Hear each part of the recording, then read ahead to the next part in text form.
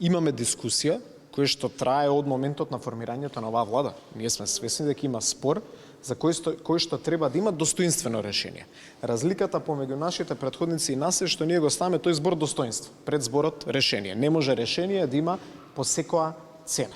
А и во таа смисла повеќе идеи се споделени, нон-пейпер не постои, постојат идеи кои што се споделуваат со представниците на Европската унија, со представниците на земјите членки, но сите идеи се во рамките на тие некои принципилни очекувања кои што ние како држава ги имаме. Примарното очекување е да се постават јасни институционални гаранции кон нас, дека ова ќе биде последната пречка од билатерален карактер.